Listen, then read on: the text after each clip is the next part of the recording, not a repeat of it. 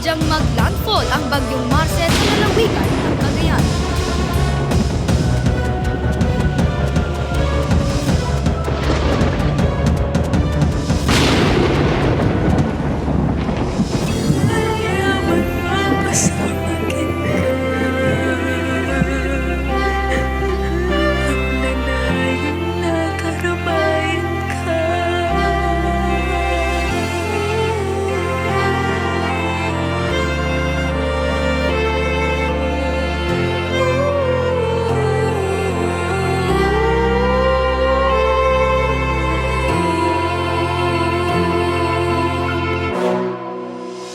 Nakataas sa signal number 3 ang lalawigan ng Cagayan dahil sa pananalasa ng bagyong Ika.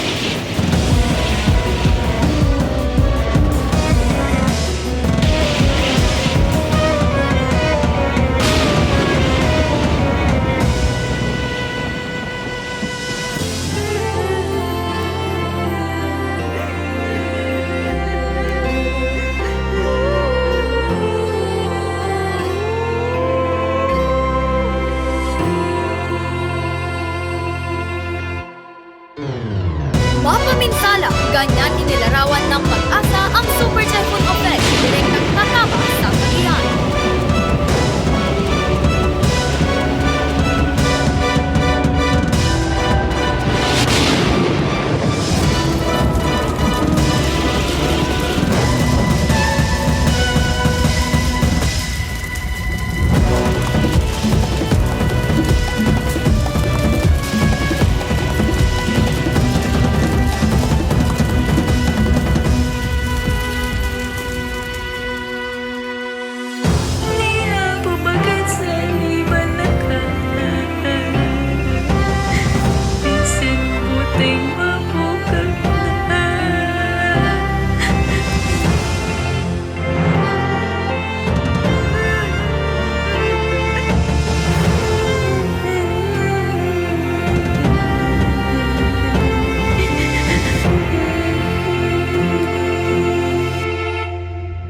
Matapos ang tatlong bagyo, susunod na mananalanta ang bagyong Pepito sa lambak ng Cagayan.